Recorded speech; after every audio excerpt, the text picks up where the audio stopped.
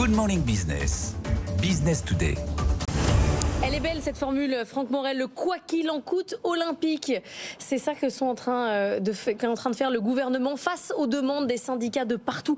On le disait, hein, en gros, ce que veulent les syndicats, c'est à peu près 2 000 € de primes sur les Jeux Olympiques. Est-ce que c'est trop demandé? Est-ce que c'est compris par les Français? Est-ce qu'il faut répondre oui à tout parce qu'on a besoin d'une belle image? Qu'est-ce que vous en pensez?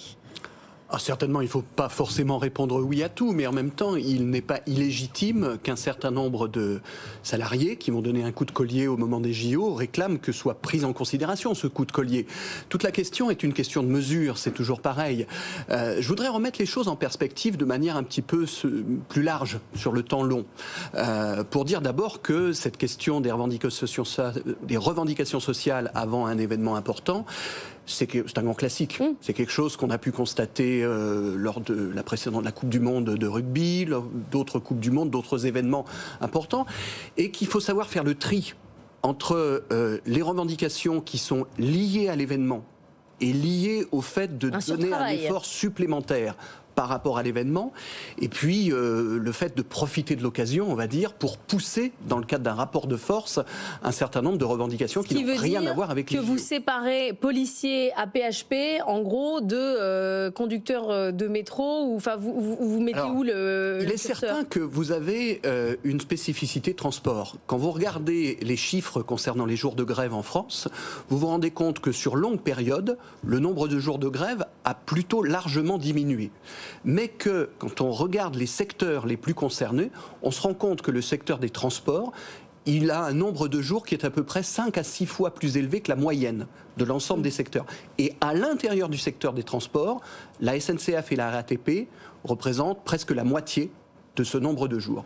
Donc il y a quand même une vraie question autour de ça, et j'entendais votre débat juste avant sur les initiatives parlementaires, et l'encadrement qui peut exister. On a progressé depuis quelques années avec la loi sur le service minimum, avec un certain nombre de progrès en matière de prévisibilité. La question reste sur la table, et l'opinion publique est évidemment extrêmement sensible, et on peut la comprendre sur ces sujets. Pourquoi ? Parce que vous avez d'un côté un accord très généreux qui a été signé il y a quelques semaines à la SNCF, qui soulève... Qui va coûter sa place à Farandou. Qui a coûté sa place probablement à Jean-Pierre Farandou, qui soulève de larges questions sur le coût que cela représente, sur le fait qu'on est un peu contradictoire avec une tendance avec laquelle on a voulu rompre ces dernières années, qui était la tendance à faire des pré-retraites pour acheter la paix sociale. On a voulu arrêter ça. Là, on est en plein dedans. Parce que ça a été une catastrophe pour l'emploi des seniors, ça a été une catastrophe pour les finances publiques. On a voulu arrêter ça. Et effectivement, cet accord, il est unanime, mais on peut comprendre qu'il soit unanime, puisqu'effectivement, vu sa générosité, on est à rebours de ça. Et dans le même temps, on a effectivement cette revendication, alors qui est distincte, c'est pas la même chose, mais qui survient dans une séquence de temps assez proche, et on peut comprendre que l'opinion publique ne comprenne pas légitimement. C'est la question toujours de la grève de trop, mais on en parle souvent. À Noël, on dit c'est la grève de trop, ça va trop loin, les Français sont pas d'accord. Et puis finalement, il y a quand même cette question autour du droit de grève constitutionnel, historique, auquel les Français sont quand même attachés. Là, vous avez l'impression que à la SNCF, on a basculé, on est allé trop loin. Je ne sais pas si on est allé trop loin. Il faudra garder un certain recul par rapport à l'événement et par rapport à la durée de cette grève, si elle dure un jour ou si elle dure plus longtemps.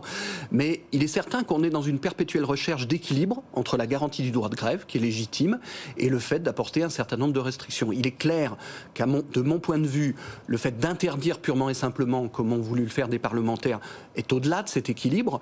En revanche, des mesures sur les grèves perlées, sur les grèves de petite durée, effectivement, est quelque chose qui peut se regarder. De passer à 72 heures pour déposer un préavis. Pendant ce temps-là, on a la réforme de l'assurance chômage qui va nous arriver sur le coin du bec. On attend les détails dans les prochains jours. On a quelques pistes. Est-ce que d'abord sur le timing, c'est le bon moment, ou là clairement avant les JO c'était tout sauf ça?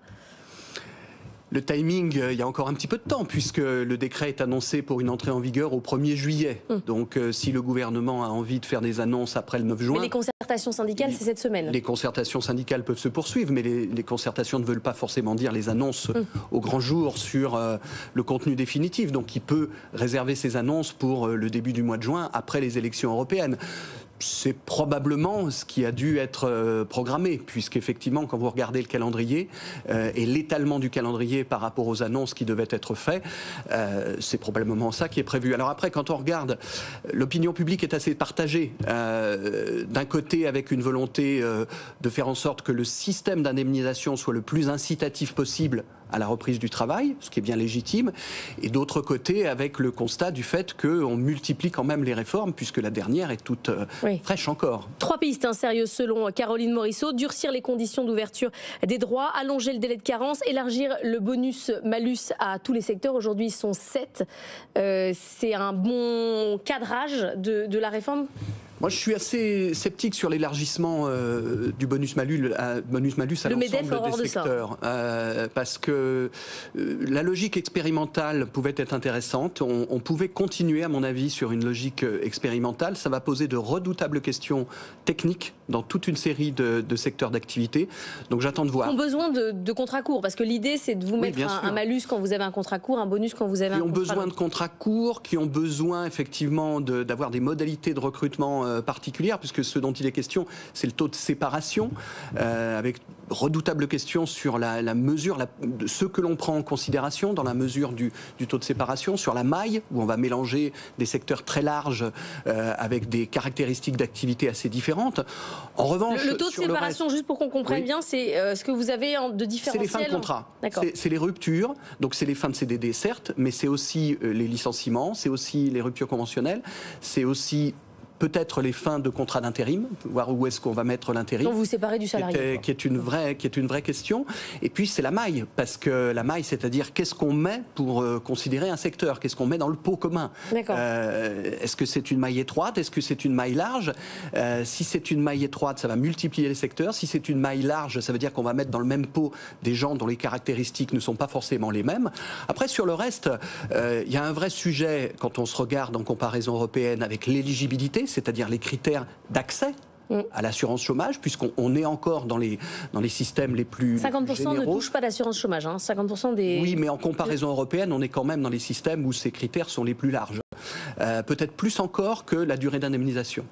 Merci beaucoup Franck Morel d'avoir été avec nous.